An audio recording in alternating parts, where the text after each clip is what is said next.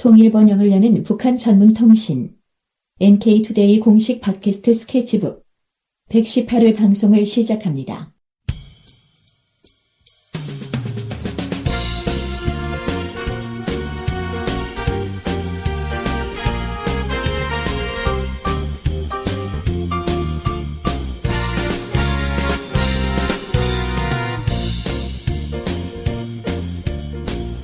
안녕하세요. 이동훈 기자입니다. 안녕하세요. 문경환 기자입니다.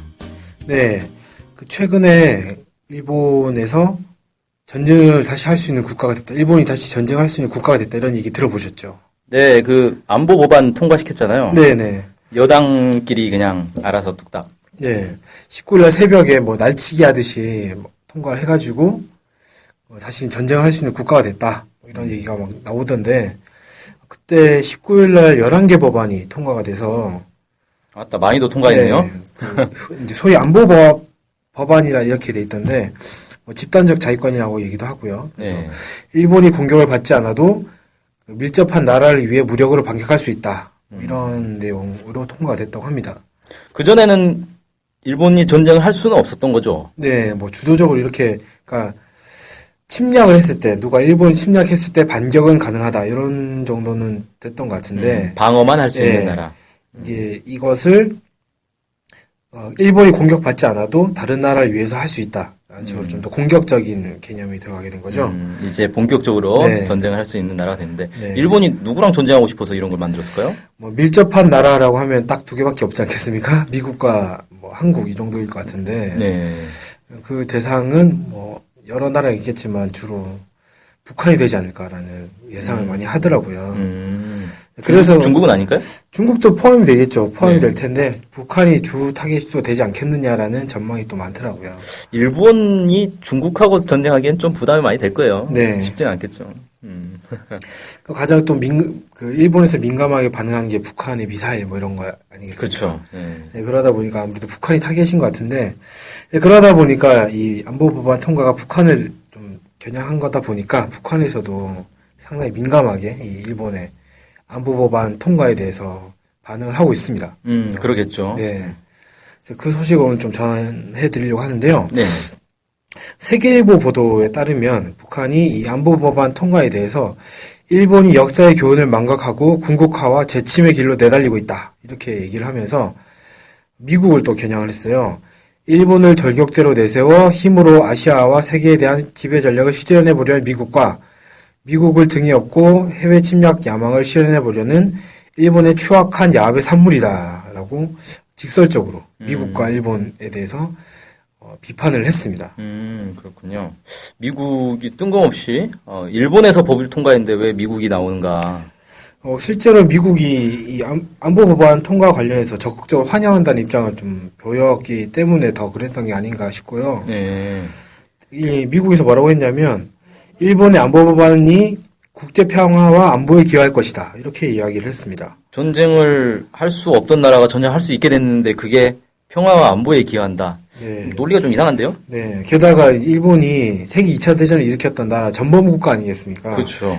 그것에 대해서 제대로 반성하지 않고 있다. 이런 비판이 많은 상황인데 그런 나라가 전쟁할 수 없다. 전쟁할 수 있게 됐는데 국제 평화와 안보에 기여할 거다라고 한 그 좀 반응 자체가 잘 이해가 되지는 않습니다. 네, 문제가 있네요.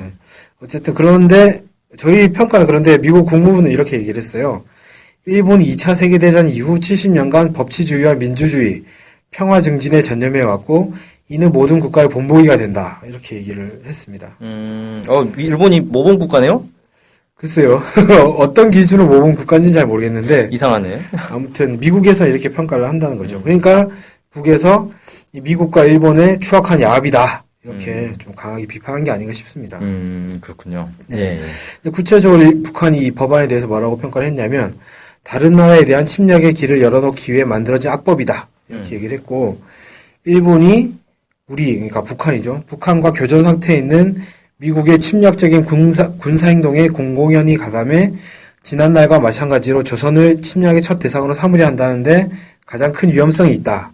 이렇게 강력하게 이야기를 했습니다. 그러니까 북한하고 미국은 지금 교전 상태에 있다. 정전 체제니까 그렇죠. 전쟁이 끝난 건 아니고 교전 상태에 있는데 만약에 이 둘 사이에 전쟁이 났을 때 일본은 자동으로 미국 편을 들어서 북한을 쳐들어갈 수 있게 네. 법을 바꾼 거니까 이게 북한을 쳐들어가려고 하는 거다라고 얘기하는 거군요. 네, 그렇게 이제 논리가 쭉 이어지는 거죠. 네. 그래서 북한이 이렇게 반발을 했고 실제로 일본의 아베 정부 같은 경우는 북한 위협론을 이 근거로 해가지고 자위대 무력 행사 범위를 확대한다든지 또 법안을 통과시키려고 한다든지 이런 움직임을 계속 보여왔고요. 이번 법안이 통과되면서 일본은 좀 전에 말씀하신 것처럼 미국의 요청이 있을 경우에 한반도 유사시에 한국 정부의 동의 없이 일본 자위대가 한국의 영해나 영공까지 들어올 수 있다. 또는 북한의 영해나 영공까지 들어갈 수 있다. 이런 가능성이 열렸다. 이런 지적이 있습니다. 그리고 지난 4월에 한미일 간의 합의를 통해서 이런 것들이 보장됐다라는 주장도 있고요. 그래서 실제 일본의 이 안보 법안 통과로 일본의 한반도 재침략 의도라든지 위기라든지 이런 것들이 노골화되고 높아졌다. 이렇게 볼 수도 있을 것 같습니다. 이번에 어젠가요? 한국의 해군 참모총장인가? 이 네. 사람이 한국의 이제 해군력 발전과 그다음에 이 국가 방위를 위해서 일본 자위대와 협력하는 게 필요하다. 뭐 이런 발언해가지고 논란이 좀 되지 않았습니까? 네, 그렇죠. 그때 질문이 제가 보기엔 질문이 그랬다고 하더라고요. 미국이 일본의 자위대를 들여오는 것을 요청하면 어떻게 얘기할 것이냐라고 했더니 방금 말씀하신 것처럼 같이 하는 게 맞지 않겠느냐라는 식으로 대답을 했다고. 그럼 뭐 동의하겠다는 거네요. 예. 근데 원래 공식적인 입장이 이거였거든요. 일본 집단 자위권 행사 범위에 한반도 및 한국 국익과 관련된 사안에서는 한국 측의 요청이 없으면 용인될 수 없다. 이렇게 얘기를 했단 말입니다. 요청하겠다는 얘기를 근데 이제 해버렸네. 사실상 요청을 하겠다라고 얘기를 한 거죠. 네. 그럼 자위대가 한국에 들어오는 건 이제 뭐 시간 문제다. 네. 그래서 실제 내년에 있을 키 리졸브 훈련이라든지 을지 프리덤 가디언 훈련이라든지 이럴 때 미국이 일본의 자위대에 참가 요청을 하면 자위대가 한반도에 주둔할 수도 있는 이런 상황이 지금 펼쳐지게 되는 상황입니다. 주둔까지는 아니겠죠. 잠깐 오는 거겠죠. 근데 잠깐 오는 건 지금도 하고 있어요. 네, 지금도 이제 한미연합 훈련할 때 일본 자위대가 같이 옵니다. 네. 그게 언론에 많이 보도가 안 돼서 잘 모르는데 일본 참관 삼아 오기도 하고 실제로 훈련도 하고 함정이 직접 와서 하더라고요. 하니까. 네. 그래서 아무튼 이런 위험한 이런 안타까운 상황이 계속 이제 반복이 될 것 같다 이런 좀 전망이 되고 북한 같은 경우에는 일본이 공공연하게 자신들을 위협하는 상황이 됐지 않습니까? 네. 그래서 이거에 대해서 대처를 할 것 같다 이런 생각이 좀 들고 이렇게 얘기를 했어요. 그래서 일본이 재침 야망에 사로잡혀 전쟁법을 끝끝내 만들어냄으로써 또다시 비참한 전쟁에 참화를 당하게 될 것이다. 그러니까 일본이 이 법을 만들어냈으니 또 전쟁을 하게 될 것이다. 그런데 그와 관련해서 두고두고 후회하게 될 것이다. 이렇게 좀 얘기를 했습니다. 두고두고. 그러니까 그냥 끝내지 않겠다. 이런 뜻인 것 같아요. 최근에 또 북에서 인공위성 발사 또 얘기를 하고 제재 얘기하니까 핵뇌성 이렇게 얘기를 하면서 4차 핵실험도 얘기를 하지 않았습니까? 그래서 이런 것과 연계가 좀 돼서 뭔가 좀 연상이 되기도 하는데 그렇게 될지 모르겠습니다만 핵뇌성, 뇌성이 이제 천둥 번개 우레소리를 얘기하는 거죠. 그럼 지하 핵실험을 하면 소리가 안 날 텐데 지상 핵실험 하겠다는 얘기인가? 그래서 여러 가지 이제 연상이 되는데 어떻게 될지 모르겠습니다만 네. 어쨌든 그렇습니다. 그래서 북한은 이렇게 일본의 군국주의 부활 움직임에 대해서 계속 경고를 보내오고 있고요. 실질적으로 대처도 하고 있습니다. 네. 지난 9월 20일 날 한국에서도 좀 이슈가 됐던 문제긴 한데 일본 외무성 홈페이지에서 식민지배 침략 이 내용이 삭제가 됐어요. 이게 8월 중순에 삭제가 됐거든요. 근데 이제 한국에서는 8월 중순에 이게 한번 기사가 났다가 묻혔어요. 그러다 9월 20일 날 다시 보도가 났는데 한국에서는 이것과 관련해서 특별한 입장이 나오거나 이런 게 없습니다. 정부에서? 예.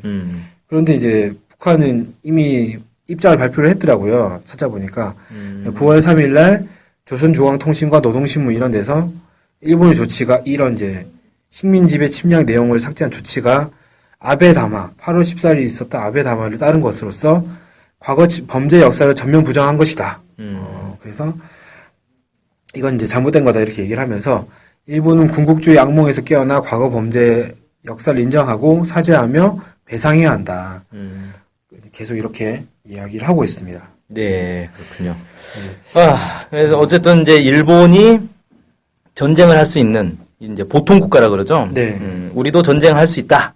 이렇게 법을 통과시키고 군국주의 길로 막 달려가고 있는데, 사실 이에 대해서 한국 국민들은 상당히 좀 불안해하고 또 잘못됐다 규탄의 목소리들을 내고 있단 말이에요. 네. 근데 우리 정부는 사실 좀 미지근한 입장 아닙니까? 그렇죠. 자위대가 우리 동의 없이는 안 들어오니까 걱정하지 말아라. 네. 한편에서는 그렇게 하면서 또 한편에서는 자위대 들어오는 게 필요하지 않은가? 이런 네. 얘기들을 이제 군 수뇌부 쪽에서는 또 얘기를 하고 있고. 네. 참 이 밋밋한 이제 반응이라 또 국민들의 불만이 좀 나오고 있는데 네.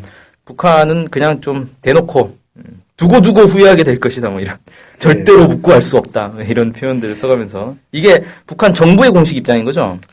네, 이거는 그 방금 말씀하신 그 두 문장은 이제 외무성 대변인.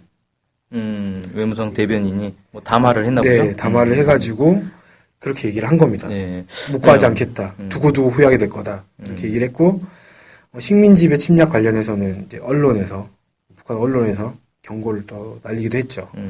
그래요. 좀 이렇게 강하게, 강한 톤으로 좀 얘기를 하고 있네요, 북한이.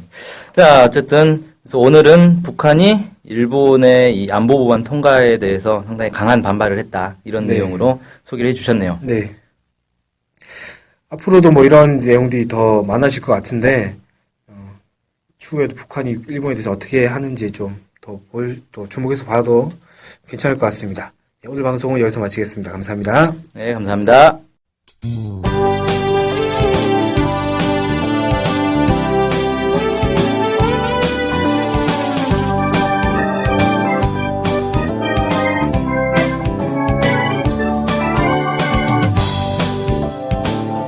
우리 NK투데이가 협동조합인 것 알고 계시죠? 네, 언론 협동조합 NK투데이죠. 네. 근데 왜 협동조합이에요? 협동조합은 지분과 상관없이 조합원 모두가 동일한 권리를 갖는 민주적인 조직 형태거든요. 그래서 요즘 뜻있는 언론사들이 협동조합으로 바꾼 추세입니다. 네, 진짜 멋있어요. 약간. 그러면은 조합원이 되면 어떤 혜택이 있을까요? 일단 언론협동조합 NK투데이의 한 가족이 되는 특권을 누릴 수가 있습니다. 특권이요? 네. 네. 그리고 각종 행사나 강연, 도서 판매 등에서 할인 혜택을 받을 수 있습니다. 네. 그럼 조합원에 가입하려면 어떻게 해야 돼요? 저희 홈페이지에 조합원 가입 안내가 자세히 나와 있으니까 한번 보시고요. 전화나 이메일로 연락 주시면 친절히 안내해드리겠습니다. 물론 조합원에 가입하시려면 출자금과 월 조합비를 준비하셔야 합니다. 아, 그렇군요. 어쨌든 북한 소식을 정확히 보도해서 통일을 앞당기는 언론협동조합 NK투데이의 조합원이 꼭 되어주세요. 그리고 조합원 가입이 부담되시면 유료 구독자로 가입하셔도 좋습니다. 혜택은 똑같습니다. 자세한 내용은 nktoday.kr로 들어오셔서 확인하십시오.